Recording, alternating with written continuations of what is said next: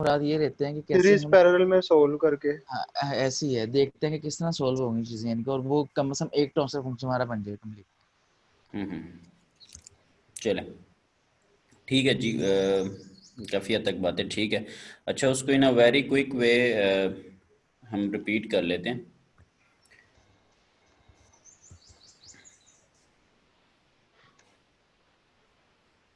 आपको बुक नज़र आ रही होगी शेयरिंग के तौर पे, आ रही है या नहीं? यस सर, आ रही है। चलो ठीक।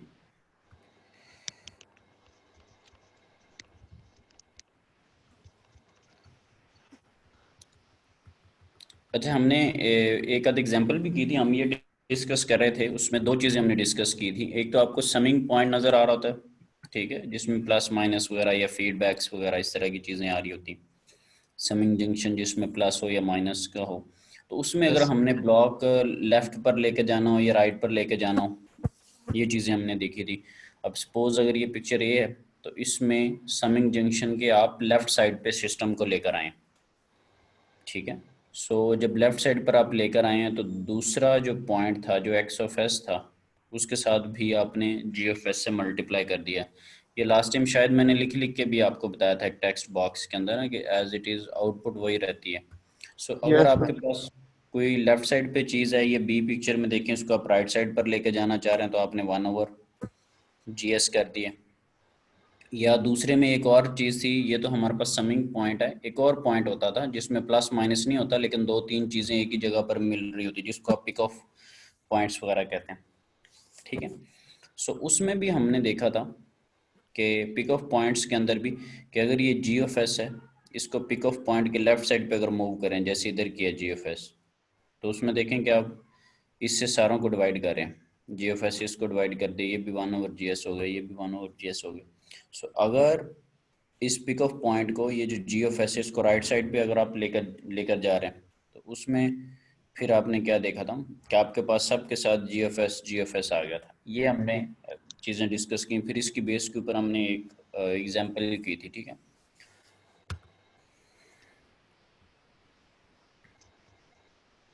वो एग्जांपल जो है वो तो हमने लास्ट टाइम कवर कर ली थी, फिर ये हमने लास्ट टाइम एग्जांपल की थी, ठीक है। फिर एक और एग्जांपल थी, जैसे मैंने करवाई नहीं थी, टाइम शॉर्ट था, मैंने कहा कि हम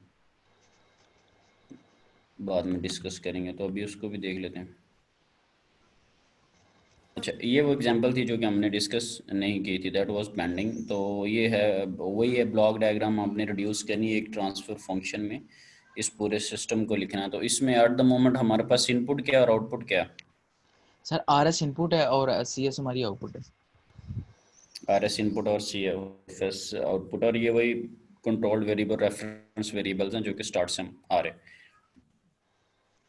अच्छा, यस सर। अभी इसको सॉल्व करने से पहले, जब आप दो चार एग्जांपल सॉल्व करेंगे, जब कॉन्सेप्ट थोड़े बेटर हो जाएंगे, तो उसमें आपकी मर्जी है कि आप किस पॉइंट को पहले कर रहे हैं, किसको बाद में कर रहे हैं, लेकिन सम हो कुछ चीज़ें अगर आप स्टार्ट में कर लेते हैं तो वो फिर इजी हो जाती हैं, ठीक है। अब अगर जो बुक वाला, लेट से अगर मैं देखा जाऊँ, मैं भी अगर किसी चीज़ पे ना जाऊँ, तो ये जो बाहर वाली साइड है, इसको भी हम एक बना सकते हैं। अगर फीडबैक वाला फॉर्मूला लगा लें, G3 of S/1 + G3 of S into H3 of S, अगर इस साइड पे अगर हम फीडबैक जैसे सवाल करते हैं वो यस कर सर, लें अगर यस तो। सर, ठीक है। और ये जो पॉइंट है, ये जो V3 of S वाली ये जो लाइन है, ये थोड़ी सी खराबी पैदा कर रही है फीडबैक बनाने में। मैं फीडबैक किसको कह रहा हूँ, अगर मैं G2 और H2 को सॉल्व करूँ ना, तो ये लाइन बीच में आ रही है, ठीक है, V3 वाली। ये एक ऐसी है जो कि मैंने फीडबैक को सॉल्व करते हुए ऐसा कॉन्सेप्ट अभी तक नहीं पढ़ा हुआ। अगर मैं किसी तरह से ये जो V3 वाला ये पॉइंट है, पिक ऑफ पॉइंट, इसको मैं अगर किसी तरह से मूव करवा के, ठीक है, ये आगे की तरफ ले आऊँ, और ये G2 of S इस पिक ऑफ पॉइंट से आज़ाद हो जाए, तो फिर G2 और H2 की फीडबैक सॉल्व हो सकती है। यस सर, हो जब जाएगी। इनकी फीडबैक सॉल्व हो जाएगी, तो ये G1 के साथ मल्टीप्लाई हो जाएंगे सीरीज के अंदर, फिर ये G1 वाले के साथ भी सॉल्व हो जाएंगे, तो फिर ये जो पूरी चीज़ बनी होगी, वो H1 of S के साथ फीडबैक में वो सॉल्व हो जाएगी, ठीक है। और फिर यहाँ से जो चीज़ सॉल्व हुई है वो, और इधर जो चीज़ें सॉल्व हुई हैं वो चीज़ें आपस में मल्टीप्लाई हो जाएंगी, ठीक है। सो फिर आपके पास एक इनपुट होगी, एक आउटपुट होगी, और दरमियान वाली सारी चीज़ें अकॉर्डिंगली मल्टीप्लाई होते जाएंगे। तो ये वो कुछ चीज़ें थी जो कि मुझे देख के फील हो रहा है। अब उसमें हो सकता है माइट भी हम जो फील कर रहे हो वो थोड़ा बहुत उसमें इशू भी हो सकता है, ठीक है। लेकिन ये with the passage of time concepts ने जो है वो जो है ना वो इस्टेब्लिश होना है। ये वही चीज़ है जैसे हम थर्ड चैप्टर में जो ब्लॉक डायग्राम आपको बता रहा था उसमें मैंने कहा था कि जितनी आप चीज़ों को सॉल्व करेंगे।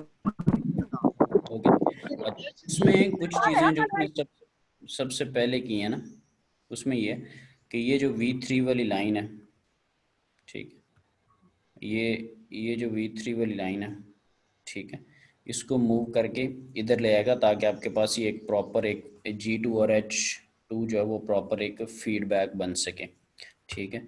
और फिर क्या करेगा कि ये जो चीज़ है, एक ये आ रही है और एक इधर से सिग्नल आ रहा है, इन दो सिग्नल्स को भी सॉल्व कर लेगा ताकि ये दोनों समिंग जंक्शन पे फिर ना रहें। जब ये सॉल्व हो जाएंगे तो फिर इनकी रोल समिंग जंक्शन में नहीं रहेगा। जब इनका रोल समिंग जंक्शन पे नहीं रहेगा तो फिर इन दोनों का रोल रहेगा समिंग जंक्शन के ऊपर। इनको आप फीडबैक के थ्रू सॉल्व कर लेंगे। Yes sir. तो अगर V3 ये वाला जो पिक ऑफ पॉइंट अगर इसको इधर लेके आना है तो ये आप क्या करें, पिक ऑफ पॉइंट को आप मूव करें ना, यस सर ऐसी। ठीक है। सो जब आप पिक ऑफ पॉइंट्स को मूव करेंगे तो फिर कॉन्सेप्ट्स जो हैं उसके अकॉर्डिंगली आप यूटिलाइज करेंगे। अभी आते साथ लेक्चर के अंदर मैंने आपको पिक ऑफ पॉइंट को राइट या लेफ्ट पे मूव करना या समिंग जंक्शन के कोई चीज़ लेफ्ट या राइट पे मूव करनी इसीलिए बताई थी ताकि उसमें ये कॉन्सेप्ट डेवलप हो, क्योंकि हमने ये काम करना था basically. So in this example we make use of equivalent forms. Equivalent form का उसके कहने का मुराद ये है कि अगर आप इस जगह से एक चीज़ को इधर मूव करते हैं तो उसकी इक्विवेलेंट डायग्राम कैसे बनती है, क्योंकि आपने जो कुछ भी करना है वो साइंटिफिक पॉइंट ऑफ व्यू से या कंट्रोल सिस्टम के पॉइंट ऑफ व्यू से वो ठीक होना चाहिए। सही। So in this example we make use of the equivalent forms shown in figure 5.7 and 5.8। अब पहले ये देख लेते हैं कि जो हम सॉल्व करें इसकी फिगर की जो कैप्शन है,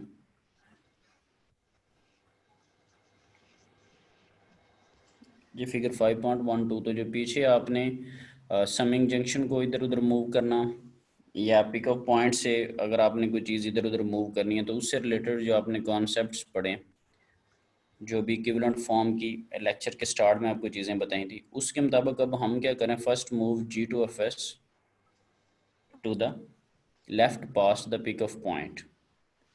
अब ये जो G2 of S है पहले वो पिक ऑफ पॉइंट के राइट साइड पे था।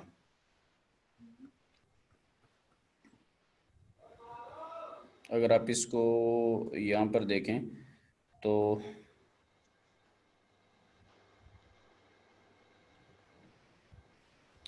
ये जो पिक ऑफ पॉइंट है ना, ठीक है, ये G2 को आपने किस तरह मूव करना है, G2 को आपने मूव करना है कि वो इस तरफ आ जाए। G2 पिक ऑफ पॉइंट के जो है वो लेफ्ट साइड पे आ जाएगा और पिक ऑफ पॉइंट डेफिनेट सी बात है फिर उठ के ऐसे फील होगा जैसे पिक ऑफ पॉइंट G2 के राइट साइड पे पड़ा हुआ। पिक ऑफ पॉइंट है कौन से, इसकी बात हो रही। जब इसको उठा के इधर लाएं या ये कहें कि मैं G2 ऑफ S को इधर मूव कर रहा हूँ, एक ही बात है, ठीक है। तो ये काम बेसिकली आपने करना है। सो क्या किया है, first move G2 of S to the left past the pick off point. So G2 को आपने ऐसे ऐसे काम किया कि G2 पिक ऑफ पॉइंट के लेफ्ट साइड पे आ गया। पहले किधर था वैसे, राइट साइड पे था सर।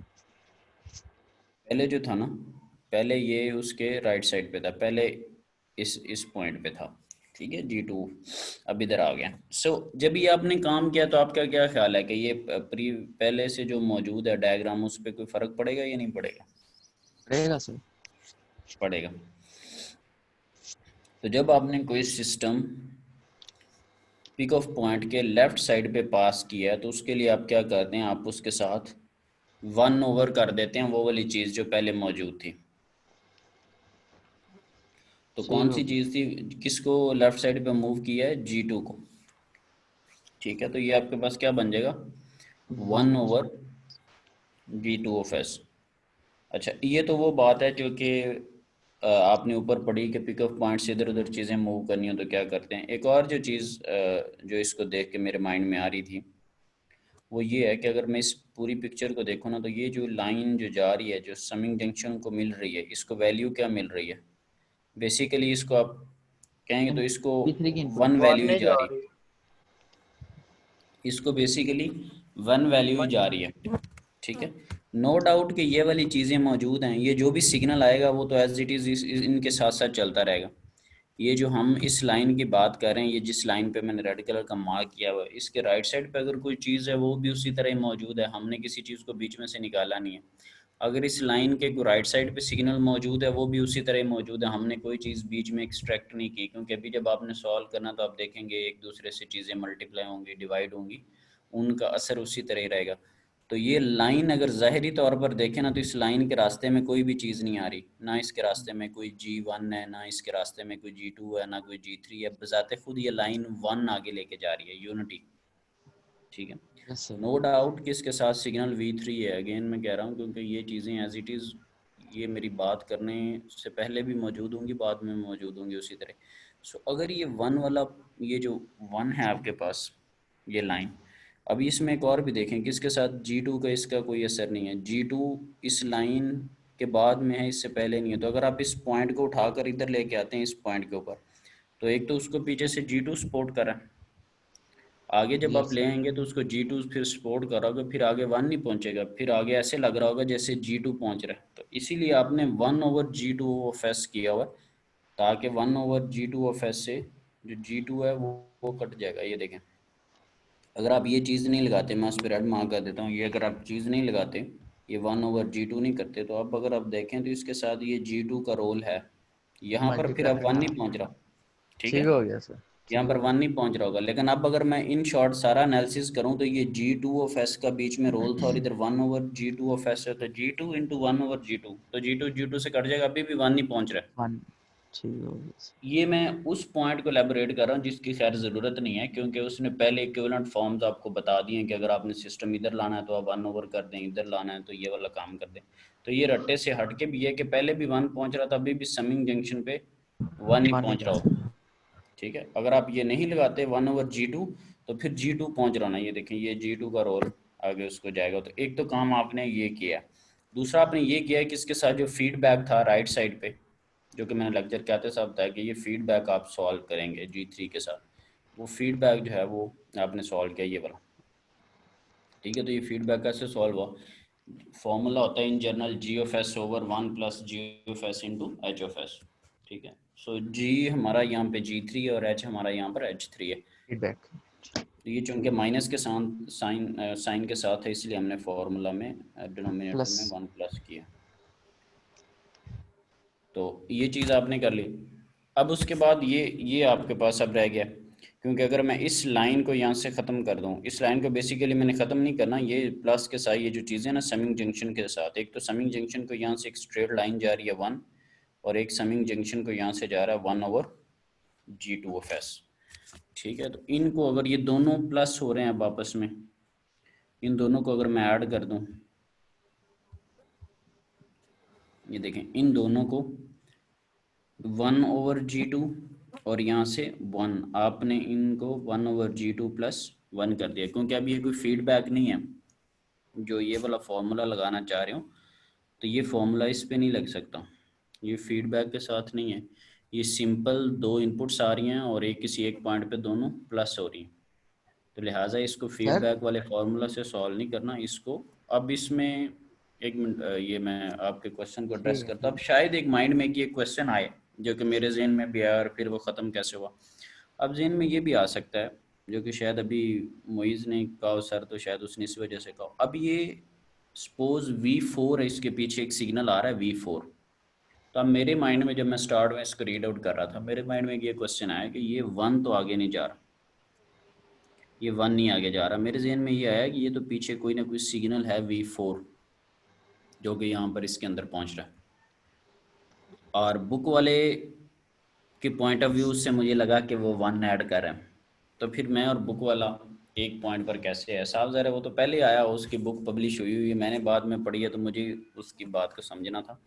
तो अब इसमें चीज़ क्या है, पहले वो करते हैं कि जो उसने किया, फिर जो कन्फ्यूजन है उसको दूर करते हैं कि इसमें यहाँ पर एक चीज़ एक सिग्नल आ रहा 1/G2, वो मैंने लिख दिया 1/G2। फिर मैंने क्लेम किया बुक वाले के अकॉर्डिंगली कि यहाँ से ये जो सिग्नल है आपके पास वो आ रहा है 1। अच्छा, अब माइंड में ये क्वेश्चन आता है कि ये जो पीछे से इतनी सारी चीजें हैं वो वन तो नहीं पहुंचा रही? पीछे से जो सारी चीजें हैं वो तो कोई ना कोई सिग्नल लेके आ रही हैं, और उसके नाम भी हैं। किसी का नाम उसने V1 रखा हुआ, किसी का नाम V2 है, किसी का नाम V3 है, इवेंचुअली वो V4 है। तो उसका आंसर मेरे माइंड में ये आया कि ये सिग्नल एज इट इज़ देखें उसके बैक एंड पे अभी भी मौजूद है। V4 जो सिग्नल है, जिसने मेरे माइंड में ये बात डाली कि इसको आप 1 ना लिखें, इसको आप V4 या इस तरह की कोई ऐसी चीज़ लिखें, इनका बीच में रोल है। तो ये वो जो सिग्नल जो कन्फ्यूजन क्रिएट कर रहा था, वो सिग्नल अभी भी इस ब्लॉक के बैकएंड पे ऐसे ही मौजूद है और इसके बैकएंड पे मौजूद रहेगा। और इसके साथ सीरीज में जब लगेगा तो इसके साथ मल्टीप्लाई भी होगा, उसका रोल भी रहेगा, उसका इफेक्ट भी रहेगा। वो कैसे? अभी मैं इसी बात को आंसर करके वापस फिर आऊँगा। अब आप ये देखें कि इन दोनों को आपने कंबाइन सॉल्व कर लिया, मल्टीप्लाई कर दिया, फिर भी देखें V4 का रोल है। फिर आपने ये सारी चीज़ को इस चीज़ को फीडबैक के थ्रू सॉल्व कर लिया, फिर आपने नीचे वाली चीज़ इसको फीडबैक के थ्रू सॉल्व कर लिया। जब आप सारी चीज़ें फीडबैक के थ्रू उनको सॉल्व कर रहे हैं, तो अभी भी आप देखें यहाँ पे सिग्नल वो V4 अभी भी वो मौजूद है, जो कि मुझे कह रहा था कि आप इसको 1 ना करो। फिर जब एक ये ब्लॉक आ गया, एक ये ब्लॉक आ गया, अपने इन दोनों ब्लॉक्स को मल्टीप्लाई कर दिया, तो आपका क्या ख्याल है कि वो जिसको आप 1 कहना चाह रहे थे, या ये जेन में था कि इसका रोल है, तो रोल तो उसका अभी भी मौजूद है, वो मल्टीप्लाई हुआ, उसका सारा रोल इसमें समराइज हो गया, सम अप होके एट द एंड इवेंचुअली ये आपके पास चीज़ आ रही है। अब इसमें कोई इशू है तो बताएं। हाँ जी मोइज, अब तो नहीं कोई प्रॉब्लम, ये है कोई इशू? सर ये H2/G1 किस तरह हुआ है? H2/, G1। ये आप क्या उसको कहते हैं, इसको समिंग पॉइंट से इधर लेके आए हैं G1 को ना। G1 को आप समिंग पॉइंट के दूसरी साइड पर लेके आए। इसको आप अगर इन कंबाइन, इसको देखें, अगर आप इसको इन कंबाइन सॉल्व करें ना, इस सारी चीज़ को, तो G1 का रोल साथ में आएगा दोनों के ना, क्योंकि ये जी G1 सर, जो है वो इनपुट के तौर पर इधर जा रहा है। तो G1 को आप उठाकर इस साइड पे लाएं, ये समिंग जंक्शन के राइट साइड पे। तो राइट साइड पे जब आप लाएंगे, ठीक है, राइट साइड पे जब आप लाएंगे तो ये G1 G2 के साथ मल्टीप्लाई हो जाएगा, और दूसरी ये जो चीज़ जो फीडबैक के साथ आ रही होती है, उससे वो चीज़ डिवाइड हो जाती है। अगर आप इसको,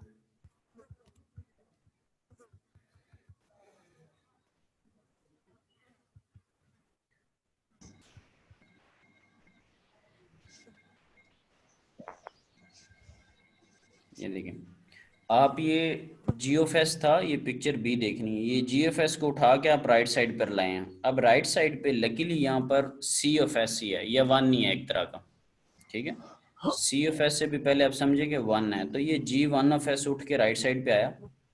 अब अगर राइट साइड पे कोई और चीज़ होती तो G ने उसके साथ मल्टीप्लाई हो जाना था। अभी चूंकि 1 नहीं है तो इसलिए हमें G नज़र आ रहा है। और दूसरा काम क्या हुआ, दूसरा काम ये हुआ कि ये जो फीडबैक जा रही थी उसके साथ ये चीज़ क्या हुई है, डिवाइड हुई है, 1/GFS हुआ है। अब अगर आप इनपुट, अब अगर दोनों की आप आउटपुट देखें, तो आउटपुट में देखें आपके पास क्या मिल रहा है आपको, पहले भी या अभी भी। अगर आप यहाँ पर एंड रिजल्ट देखें तो वो सेम ही आएगा। अगर आप CFS, अगर आप आउटपुट को कैलकुलेट करें, तो जी आउटपुट आपके पास वही आएगी जो पहले आ रही थी, ठीक है। तो आपने ये जो क्या उसको कहते हैं, block diagram, algebra for summing junction, ये इक्विवेलेंट फॉर्म्स आपने बनाई हैं। आपने ब्लॉक को जो है वो मूव किया है राइट साइड पे समिंग जंक्शन के। तो जब राइट साइड पे करेंगे तो ये ब्लॉक इधर आ जाएगा, और ये 1/G से जो चीज़ है वो आपके पास डिवाइड हो जाएगी। अब ये 1/, क्या चीज़ है, ये वही ब्लॉक है जो इधर से आप उठा कर ला रहे हैं, और राइट साइड पे कौन सा ब्लॉक आया, वही है जिसको आपने इस साइड पे मूव किया है। तो अभी आपके क्वेश्चन के अंदर क्या हुआ कि उधर G2 मौजूद था, तो उसके साथ G1 आया और मल्टीप्लाई हो गया, और इधर से H2 के नीचे वो चीज़ आ गई। बात क्लियर हुई है नहीं? यस सर, होगी। ठीक है, तो ये आपने काम किया। अब इन दोनों को अगर आप, इनको अगर आप सॉल्व करें तो एज अ नेट रिजल्ट आपको वही मिलनी है चीज़। ठीक है सर।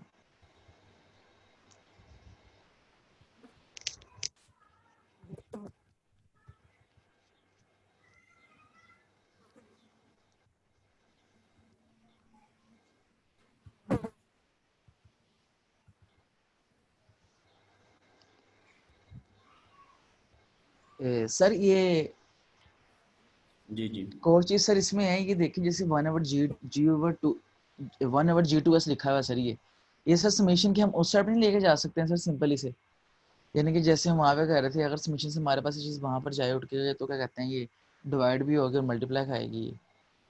ये आप ये कह रहे हैं कि ये पूरी इस चीज को किधर लाना है, ये जो सर लाइन है इसको कहीं लेके सर जाना। नहीं नहीं 1/G2S को सर राइट साइड अच्छा, पर, लेफ्ट टू राइट।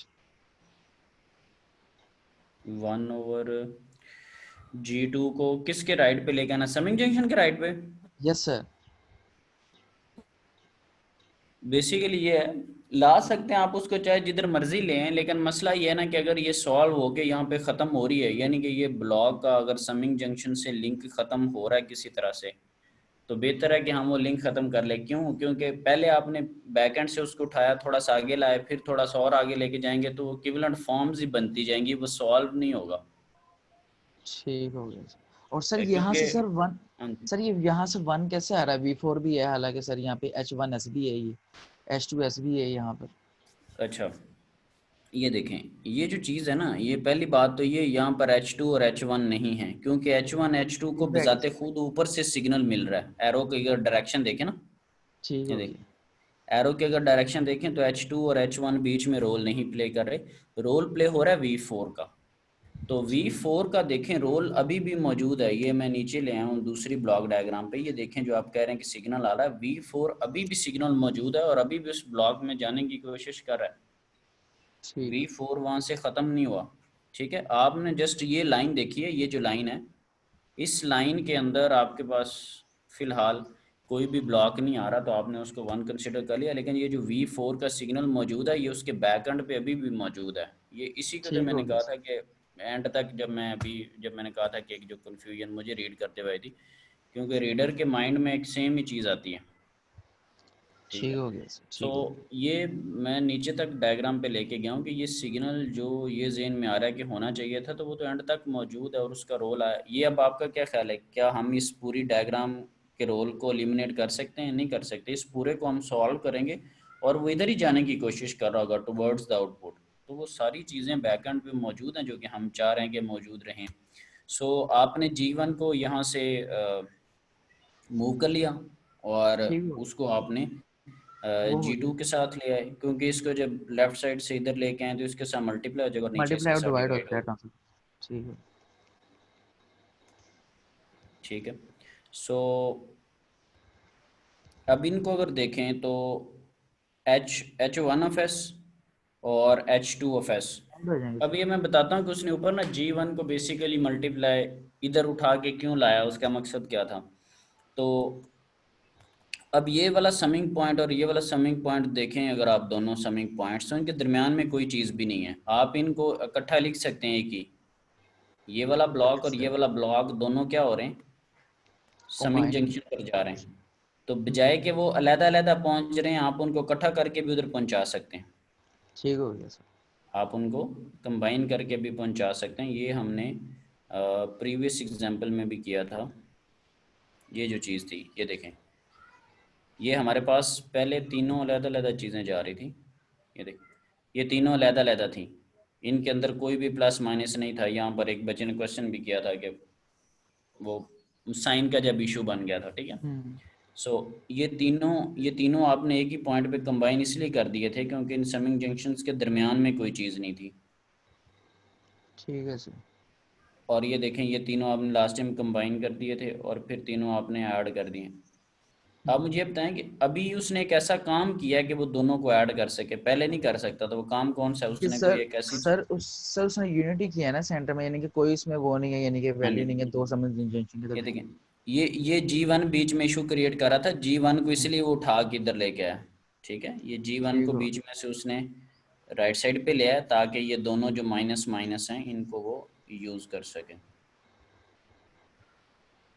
तो ये देखें, ये G1 को अगर वो यहाँ से ना उठाता तो अब वो नहीं कर सकता था उस तरह, तब उसने उठा ठीक। दिया वहाँ से, तो वो दोनों को सो माइनस माइनस करके और दोनों को ऐड अप कर दिया। ये हो गया। Yes sir. और फिर अब ये एक फीडबैक है।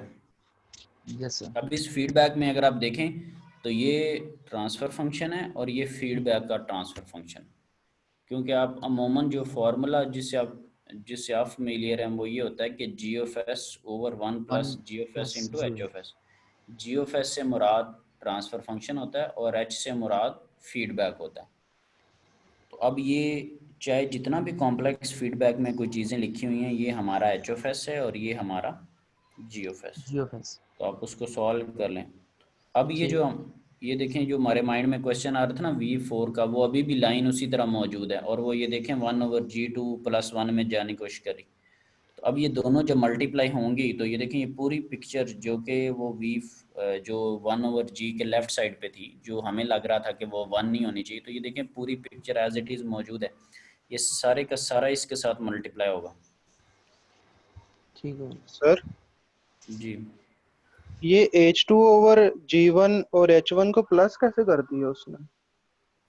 माइनस माइनस है ना कि फीडबैक के। अच्छा, ये इसलिए किया है कि ये भी समिंग जंक्शन एक ही है, क्योंकि इन दोनों समिंग जंक्शन के दरमियान में कोई चीज़ है नहीं, इट लुक्स लाइक के 1 नहीं है। ठीक है, तो ये भी एक अलहदा वायर के थ्रू माइनस सिग्नल उसको दे रहा है, ये भी एक अलहदा के थ्रू उसको माइनस सिग्नल दे रहा है। तो क्यों ना हम इनको कंबाइन करके एक लिख दें। ये दोनों पहुंच तो उधर ही रहे हैं, दोनों एक ही ठीक है पॉइंट सर। पर पहुंच रहे हैं। ठीक है, बीच में कोई भी ब्लॉक मौजूद नहीं है। तो बजाय कि वो अलग-अलग सिग्नल्स के थ्रू पहुंच रहे हैं, हम उनको एक ही फीडबैक में कर देते हैं। तो इसलिए ये वाली चीज़ और ये दोनों जो है उनको एक ही करके यहाँ पर लिख दिया। ठीक है, ठीक। और इसमें एक और और अगर चीज़ है। सर ये हाँ जी, अगर इनके साइन ऑपोजिट होते तो हम माइनस कर देते। अगर इनके साइंस ऑपोजिट से मुराद मसलन, सर जैसे एक का माइनस फीडबैक में जा रहा हो तो एक का प्लस। हाँ, तो वो आप साइन को जो है ना वो उल्टा देते, फिर यहाँ पर माइनस आ जाता। लेट से ये देखें, जैसे ये ठीक दरमियान में है ना, तो वो किसी एक के साथ ठीक। माइनस आ जाना था, जिसका साइन आपको उल्टाना पड़ना था ना, उसके साथ माइनस आ जाना था। ये सेम चीज़ प्रीवियस लेक्चर में रिपीट हुई थी, शायद आप ही का क्वेश्चन था। Yes sir. ठीक है, सो वो सेम वही कॉन्सेप्ट अप्लाई होगा उसमें। ये अपने वाली बात को उधर जाके देख लीजिएगा। वो 3 चीज़ें थी, एक दो के हमें साइन बदलने पड़े थे, एक दो के ठीक थे। ठीक है, यस सर। क्योंकि हमने जिस चीज़ पे फोकस किया था, जो चीज़ हमने चेंज नहीं की थी, वो ये माइनस साइन था। वो हमने इसलिए नहीं चेंज किया था ताकि हम फीडबैक का फॉर्मूला अप्लाई करके उसको सॉल्व कर सकें। ठीक है, तो ये माइनस साइन हम ऐसे ही रहने देते हैं और दूसरे ख़त्म कर देते हैं। सपोज यहाँ पर ये H1 के साथ यहाँ पर अगर प्लस होता, ये जो लाइन जा माइनस रही ना, आता सिर्फ नीचे। इसकी जगह अगर प्लस होता यहाँ पर, ठीक है, तो हम यहाँ पे माइनस ही रहने देते, यहाँ पे साइन उल्ट जाता, इधर प्लस की जगह माइनस आ जाता। ठीक हो अभी गया। भी अब इसको देखें ठीक तो है ये सर। वाले माइनस के साथ और ये वाला भी माइनस के साथ है, दोनों माइनस के साथ है और इधर भी दोनों माइनस के साथ थे। खैर, सो हमने इसको एट दी एंड इसको जो है ना वो सॉल्व कर लिया। अच्छा, एक और चीज़ है कि बाज़ दफ़ा समझ नहीं भी लगती। ये तो चले मैं बता रहा हूँ कि ऐसे ऐसे हुआ है ना, तो उसने बताया भी होता है कि पहले उसने कहा था कि first move G2 to the left past the pick off points. तो ये हमने ये G2 को जो है वो पिक ऑफ पॉइंट के लेफ्ट साइड पे हम ले आए और इसकी वजह से ये तब्दीली आई ना हमारे ब्लॉक डायग्राम्स के अंदर। To create the parallel subsystems and reduce the feedback system consisting of G3 and H3. So G3 और H of 3 को आपने feedback के through solve कर लिया। So this result is shown in figure 5.12a। तो ये picture जो थी ना 5.12 की A में ये चीज़ है। ठीक है, ये बेसिकली मैं आपको रीडिंग बता रहा हूँ क्योंकि हमने जस्ट प्रोडिक्ट नहीं करना, अगर लिखा मिल जाए तो बेहतर है। अब सेकंड में वो कहता है कि second reduce the parallel pair consisting of 1/G2 of S and unity।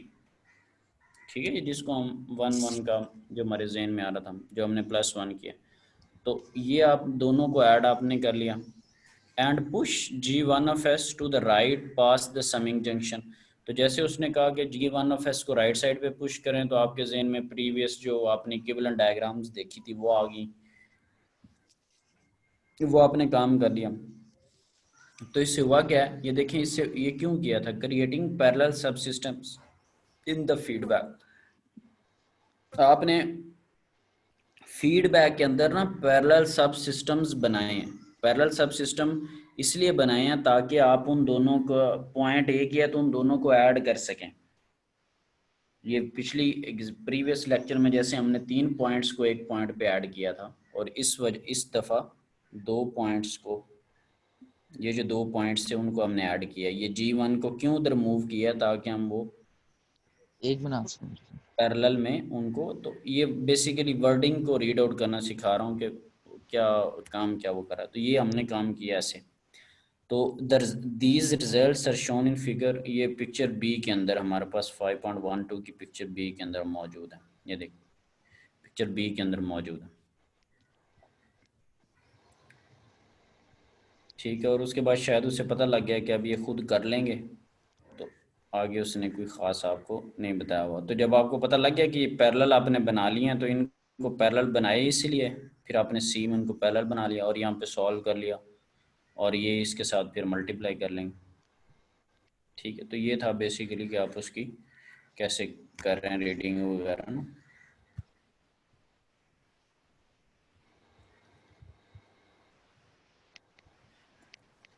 अच्छा, साथ में एक छोटा सा उसने टॉपिक इंक्लूड किया हुआ है, तो प्रीवियस टॉपिक ही, उसका नाम बेसिकली है analysis and design of feedback system. तो ये हम सारा कर चुके हैं, अभी भी थोड़ा करने की कोशिश करते हैं। वही एनालिसिस और डिज़ाइन करना है जो कि चैप्टर 4 में कर रहे थे। और फीडबैक सिस्टम दिया हुआ, अब फीडबैक अगर सिस्टम दिया हुआ, तो अगर एक ही फीडबैक हो तो वो तो बड़ा आसान है, हम तो ऊपर कॉम्प्लेक्स सिस्टम सॉल्व करके आ रहे हैं। अब अगर कोई कहे कि ये सॉल्व कर दो, तो हमारे लिए तो ये एक तरह का बच्चों का खेल ही, आप सबके लिए। ये भी जो आपको फिगर नज़र आ रही 5.14, कर लेंगे सॉल्व इसको। यस सर, उम्मीद तो है हो जाएगा। यस सर, इजी है। अभी ब्रो भी हो उम्मीद है। जाएगा।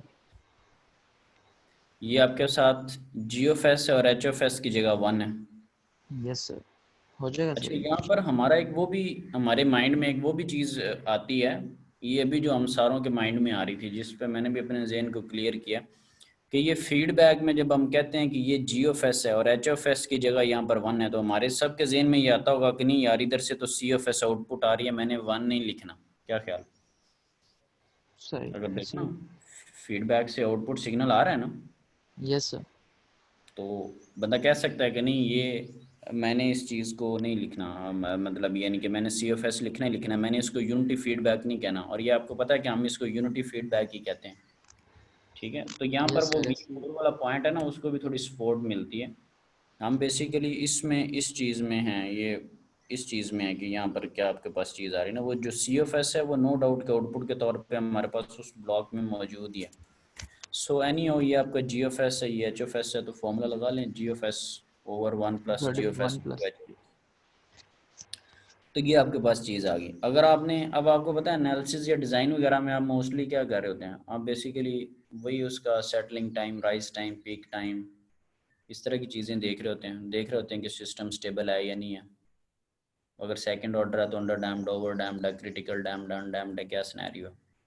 यही कुछ एनालिसिस में किया था ना आपने, एनालिसिस एंड डिज़ाइन में। Yes sir. ठीक है, अभी भी आपने एक असाइनमेंट वगैरह भी की होगी, उसमें भी थोड़ा चीज़ें क्लियर हो गई होगी। तो ये तो एक जनरल फॉर्मूला हमारे पास आ गया। अगर मैं यहाँ पे वैल्यूज़ बदल दूँ तो ये चेंज भी हो सकता है। अच्छा, अब ये उसने इसको जब सॉल्व किया, तो आपको पता है सेकंड ऑर्डर है, सेकंड ऑर्डर के लिए उसने फॉर्मूला इसका लगाने की कोशिश की, -a/2 plus minus b² -4ac divided by 2a, ठीक है।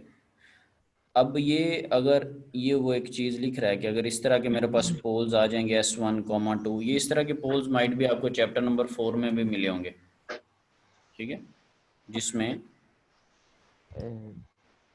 अच्छा, अब इसमें अगर आप देखें एस के, उसने लिखा है कि अगर मैं इसको सॉल्व करूँ ना, तो मेरे पास ये कुछ इस तरह की चीज़ आती है कि a² -4k। आपने किसी ने देखा था इस तरह की, ये जो S1, 2 है, जब अंडर डैम्ड, ओवर डैम्ड या क्रिटिकल डैम्ड आए थे, तो उससे पहले उसने एक फॉर्मूला लिखा हुआ है S1, 2 का, यानी कि सेकंड ऑर्डर है, 2 पोल बनने हैं, तो वो 2 किस किस तरह से बन रहे थे।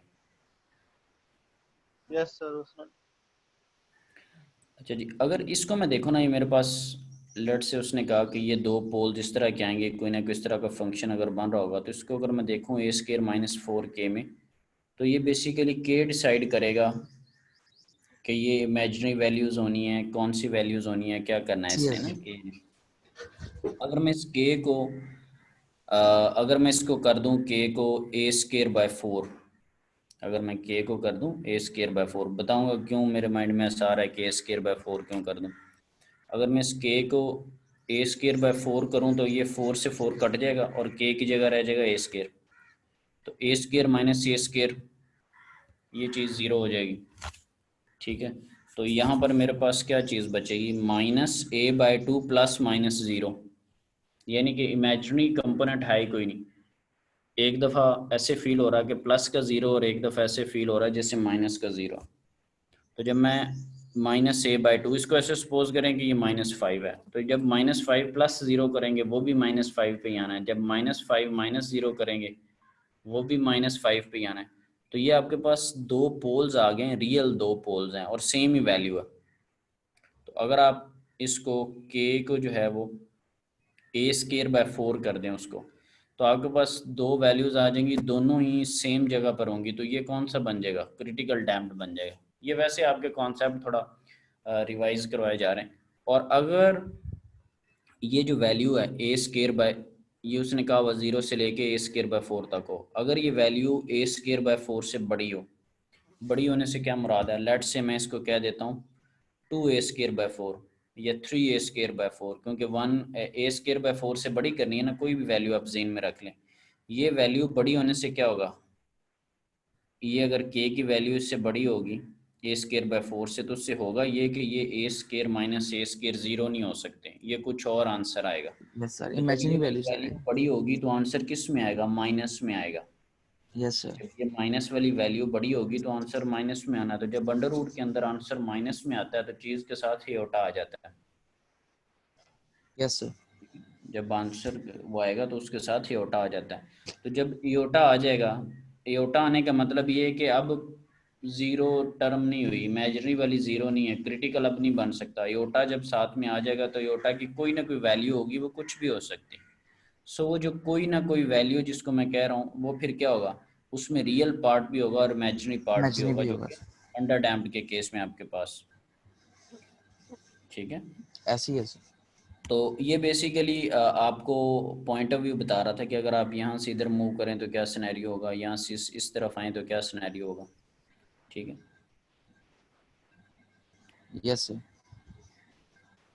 और अगर आप 0 से लेके ए स्केयर बाय 4 के दरमियान में रहें, इनके दरमियान में रहें, तो ये एग्जैक्ट 0 तो नहीं होगा, या हो जाएगा no sir exact नहीं होगा sir एग्जैक्ट 0 नहीं होगा sir नहीं होगा।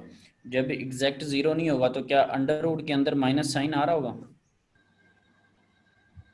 नहीं सर माइनस में नहीं आएगा सर, फिर ए का स्क्वायर भी हमारे पास बड़ा हो जाएगा, फिर ग्रेटर देन हो जाएगा। हाँ, एक ए स्केयर वाली जो टर्म है वो बड़ी है, अगर पॉजिटिव वाली टर्म बड़ी हो और नेगेटिव टर्म छोटी हो तो अंडर रूट, ये जो अंडर रूट है इसके सर अंदर रियल वैल्यू माइनस है नहीं इसकी। आएगा। अंडर रूट के अगर अंदर माइनस ना आए तो कोई ना कोई और वैल्यू आ जाएगी जिसका आप स्केयर रूट ले लेंगे, वो न्यूमेरिक कोई भी वैल्यू हो सकती है, पॉइंट्स में या 1 या 2 कोई भी वैल्यू हो सकती है, तो आप इसके यस सर साथ ऐड अप कर लेंगे। यानी कि बात करने का मतलब ये है कि अगर अंडर रूट के अंदर माइनस नहीं आता तो उसके जो पोल्स हैं वो अवर रियल डैम सर, होंगे या कॉम्प्लेक्स होंगे। सर रियल होंगे वो। अगर अंडर रूट के अंदर माइनस नहीं आएगा तो योटा वाली टर्म नहीं आएगी और पोल्स होंगे वो रियल होंगे।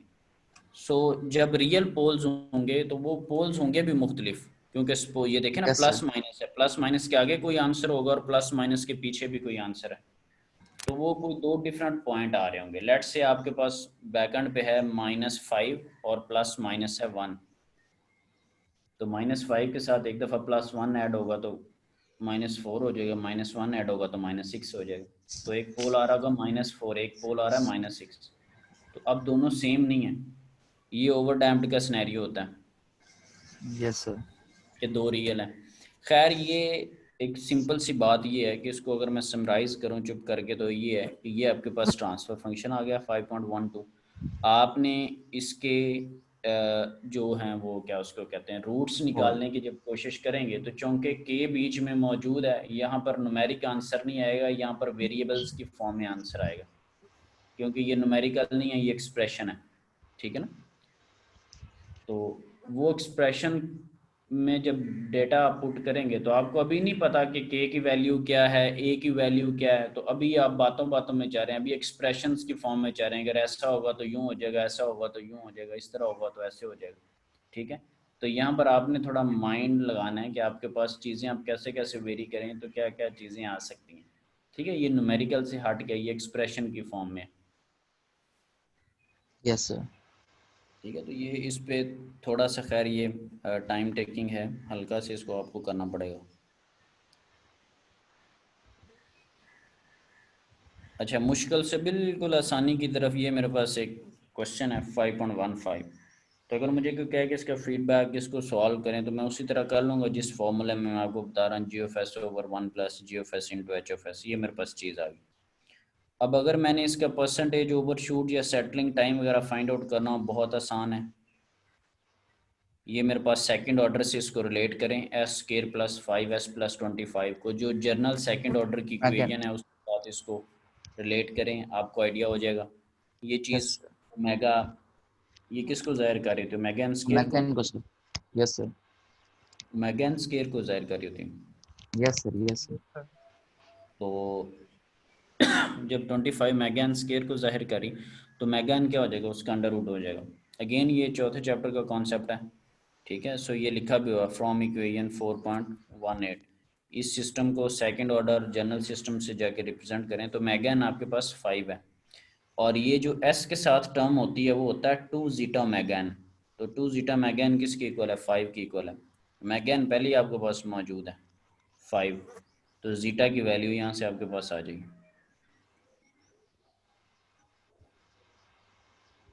ओके जी, टीपी का फॉर्मूला देख लें, पीक टाइम का pi over mega n zeta, mega भी आ चुका है, जीटा भी आ चुका है, ये आपके पास आ गया। परसेंटेज ओवर शूट का फॉर्मूला देख लें, परसेंटेज ओवर शूट के फॉर्मूला में जीटा इन्वॉल्व है जस्ट, वो आपने निकाल लिया।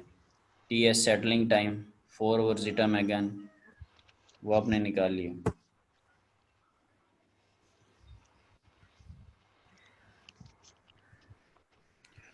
अच्छा, ये जो एक क्वेश्चन है ये हमने चौथे चैप्टर में भी किया था, इसकी एक दफ़ा पहले वर्डिंग ज़रा पढ़ते हैं। उसने कहा design the value of gain के for the feedback control systems of figure 5.16 so that the system will respond with a 10% overshoot. ये आपने चैप्टर नंबर 4 के एंड पे जाते जाते एक एनालिसिस की एक एग्जांपल की थी और एक डिज़ाइन की एग्जांपल की थी। Yes sir. एक के अंदर आपने एनालाइज किया था कि ओवरशूट परसेंटेज वगैरह निकलते कितने, और एक में उसने आपको बताया हुआ था कि इतने का आपने डिजाइन करके देना है।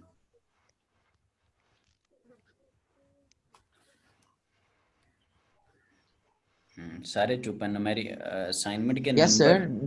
सर बढ़ाने हुआ हैं। था ये। तो अच्छा, मुइज आज इन्होंने मुझे लगता है मुइज को आगे किया हुआ कि ये हम सब का जो है ना वो नुमाइंदा है।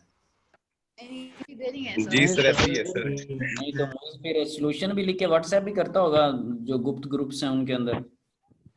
नहीं सर, ये ना कर दे सर मोइज। नहीं सर ऐसे नए काम नहीं करता मैं। नहीं, वैसे तो मुझे सारी क्लास का आइडिया, तो ये जो आपने इसको रोल दिया हुआ ना फिलहाल आर्जी तौर पे, जो आपने इसको वो निगरान वजीर आजम बनाया हुआ ना, ठीक है सर, अब नहीं बोलो। अच्छा जी। सो इनको भी बोलने में उससे गला बेहतर रहता है, क्योंकि रोजा है, खाना पीना तो है नहीं, तो बोलने से शायद थोड़ी बेहतरी आ जाए। तो अच्छा, इसमें एक वो भी डिस्कस करेगा कि इसमें उसने सिर्फ एक पैरामीटर मांगा 10% ओवरशूट का, और पैरामीटर नहीं मांगे जो कि अक्सर इंटरलिंक्ड होते हैं जैसे सेटलिंग टाइम वगैरह और इस तरह की चीज़ें उसने नहीं मांगी। तो आपने इसको सॉल्व किया, फीडबैक को आपके पास आ गया स्केयर प्लस 5s प्लस के। तो अगेन आप देख रहे हैं कि के बीच में चल फिर रहा है और के की वैल्यू डिसाइड करेगी, क्योंकि के एक एक्सप्रेशन है, एक जनरल एक फॉर्म के साथ चल रहा है। कांस्टेंट होता तो हम पिछले वाले एग्जांपल की तरह श्योर हो जाते कि ये चीज़ होनी थी। सो फॉर्म इक्वेशन 5.20, अब आपके पास क्या है ये देखें, ये जो ऊपर है एस के साथ होता है 2 जीटा ओमेगा एन, तो 2 जीटा ओमेगा एन 5, ये चीज़ जाहिर करी होती है ओमेगा एन स्केयर को। जब ये चीज़ ओमेगा एन स्केयर को जाहिर करी तो ओमेगा एन क्या होगा, उसका फिर अंडर रूट हो जाएगा। जैसे ऊपर 25 का अंडर रूट आपने लिया था 5 हो गया था वैल्यू। सो यहाँ से ये वाली जो इक्वेशन है उसके अंदर आप ओमेगा एन की वैल्यू पुट कर दें, तो जीटा क्या बन जाएगा 5/2 √k। अब यहाँ से बेसिकली आपको k की वैल्यू फाइंड आउट करनी है, और मजे की बात यह है कि आपके पास जीटा भी नहीं है, तो जीटा होगा तो k फाइंड आउट होगा। तो जीटा मैं वैल्यू फाइंड आउट कर सकता हूँ, क्यों? क्योंकि आपके पास ओवरशूट दिया हुआ 10%, तो ओवरशूट अगर आपके पास हो तो आप जीटा फाइंड आउट कर सकते हैं। ये 4th चैप्टर का भी आपने फॉर्मूला यूज किया ऊपर एक ना, ये देखिए परसेंटेज ओवरशूट है ना, तो इसके अंदर जीटा इन्वॉल्व है। ये आप 4थे चैप्टर में जाएंगे ना तो इससे अच्छे वाला फॉर्मूला भी आपको मिल जाएगा कि एक तरफ डैम्पिंग रेशियो और दूसरी तरफ परसेंटेज ओवरशूट। सो यहाँ से अगर आप परसेंटेज ओवरशूट से जीटा निकाल सकते हैं, ठीक है, तो जीटा से परसेंटेज ओवरशूट भी आ सकती है, सम हो, दोनों तरह से हम सॉल्व कर सकते हैं। तो हमें क्या दिया हुआ, हमें क्वेश्चन के अंदर 10% परसेंटेज ओवरशूट दी हुई है और जीटा हमने निकालना है, तो आप इस फॉर्मूले से निकाल लीजिएगा। ये चैप्टर नंबर 4 का formula. Since the percentage overshoot is function only, zeta equation 5.23 shows that the percentage overshoot is a function of k. So अब आपने बेसिकली किया क्या कि 10% ओवरशूट था, 4th चैप्टर के फॉर्मूला में गए, आपने देखा कि जीटा और परसेंटेज ओवरशूट का रिलेशन क्या है, वो एक फॉर्मूला है, उससे आपके पास 10% जब आपने वैल्यू प्लग इन की, अभी फॉर्मूला आपको पिछले एग्जांपल में दिखाया अभी ऊपर ले जाकर, तो जीटा आ गया 0.59। तो जब आपके पास जीटा आ चुका है 0.59, जीटा कैसे निकला? जीटा परसेंटेज ओवरशूट से निकला, परसेंटेज ओवरशूट डेटा में था। सो जब आपके पास जीटा आ गया, जीटा कहाँ से आया? चैप्टर नंबर 4 का फॉर्मूला और इस एग्जांपल का डेटा। 10% ओवरशूट के साथ जीटा की वैल्यू आ चुकी है, तो एक ही वेरिएबल पीछे बचा के, ठीक है। सो के आपने निकाल लिया। उसने कहा आल्दो, ये एक कमेंट है इजाफी, चले पढ़ लेते हैं। Although we are able to design for percentage overshoot in this problem, we could not have selected settling time as a design criteria because regardless of the value of k, the real parts minus 5 of the Pohl's equation 5.20 remains the same। अब ये वो बातें कर रहा है जो कि अक्सर हम 4th चैप्टर में किया करते थे कि एक सेटलिंग टाइम हुआ करता था और एक साथ में माइट भी पीक टाइम या कोई इस तरह की वैल्यू हुआ करती थी। हम अक्सर कंपेयर किया करते थे, क्योंकि अगर पोल सेम हो तो सेटलिंग टाइम का फॉर्मूला में जाके देखें कि अगर पोल की वैल्यू सेम है, पोल की वैल्यू सेम से मुराद यहाँ पर रियल पोल की मैं बात कर रहा हूँ, जो पोल के अंदर रियल पार्ट आएगा। क्योंकि जो अभी आप के को जब लगाएंगे यहाँ पर, के को लगा के देखें कि आपके पास पोल का रियल जो पार्ट है वो -5 आ रहा है, तो जब उसका रियल पार्ट की वैल्यू चेंज नहीं हो रही, लेट्स से चेंज कैसे नहीं हो रही, -2.5 प्लस माइनस अगर योटा के साथ कोई चीज़ आ जाती है तो ये -5 ने तो सेम ही रहना, इमेजिनरी पे उसकी वैल्यू प्लस माइनस होगी। तो अब यहाँ पर ये देखना आपको चैप्टर नंबर 4 के फॉर्मूला के अंदर जाकर, पहली बात तो ये है कि उसने डिज़ाइन क्राइटेरिया एक ही मांगा था, वो परसेंटेज ओवरशूट थी, सेटलिंग टाइम उसने मांगा भी नहीं है। और अगर रियल पार्ट कांस्टेंट हो तो आपने ये देखना है कि क्या सेटलिंग टाइम कांस्टेंट होता है या वो भी वेरी करता है, ठीक है। तो उसने लिखा हुआ है चूँकि रियल पार्ट जो है वो -2.5 है और वो चेंज नहीं होगा, तो of the pole equation form remains the same ना।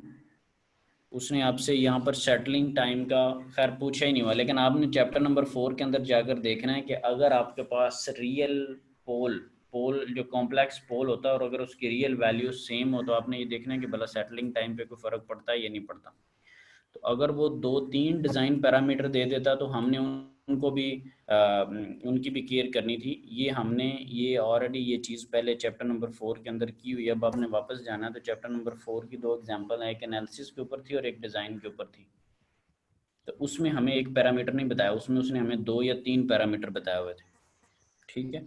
तो यहाँ पर ये सारा कुछ पढ़ाने का मकसद ये था कि ये कुछ चैप्टर नंबर 4 की चीज़ों को रिकॉल करवा रहा है, और आप भी जब न्यूमेरिकल वगैरह सॉल्व किया करें तो उसकी जो एजम्पशंस होती हैं या उसका जो एंड पे थीम होता है उसको पढ़ा करें, उससे कोई आगे पीछे चैप्टर्स के जो कॉन्सेप्ट है ना वो थोड़े मेमोरी रिकॉल होती, ठीक है। वो अच्छी चीज़ होती क्योंकि वो एट द एंड निचोड़ होता है, जैसे कोई प्रोग्राम चलता है ना स्टार्ट में एंड पे तजिए तबसरे में, तो वो एट द एंड एनालिसिस जाके, क्योंकि दरमियान वाली जो चीज़ होती है ना वो तो उसकी मजबूरी होती है, वो मैथमेटिक्स आप सॉल्व कर रहे हैं तो आंसर आ रहे हैं, तो इसको भी थोड़ा देखा करें। अब टाइम एंड हो रहा है खैर, सो आगे भी आपकी कोई क्लास होगी क्योंकि मेरे ख्याल से ब्रेक्स वगैरह बीच में नहीं है, ऐसे ही है ना? यस सर, ऐसे ही है, ब्रेक्स नहीं है। हाँ ठीक है। तो यहाँ पे एक स्टूडेंट मौजूद है, आबिदुल्लाह ना, मेरे से प्रोजेक्ट कर रहे हैं। आबिद, आप लोगों ने जो मीटिंग वगैरह करनी थी वो आप चाहे मुझे टेक्स्ट वगैरह करके ना कंटिन्यू कर लें। बाकी ठीक है स्टूडेंट्स, फिर और एक एक बस आपसे रिक्वेस्ट है कि यार ना चीज़ें साथ साथ सॉल्व करते रहा करें, फिर सारी मेहनत ज़ाया हो जाती है। जब मैं कोई चीज़ पूछता हूँ ना, आगे से कोई रिस्पॉन्स नहीं मिलता ना, फिर बड़ा वो एक अजीब सी चीज़ हो जाती है। ठीक है, ओके सर। तो क्लास में तो मैं आपके सामने थोड़ी हौसला अफजाई कर लेता हूँ, तो अब वो मुमकिन नहीं है इतनी दूर बैठ कर, तो आप थोड़ा ना प्लीज़ पढ़ते रहा करें साथ साथ। Okay sir. ये ओके। अल्लाह अल्लाह हाफिज़ सर। अल्लाह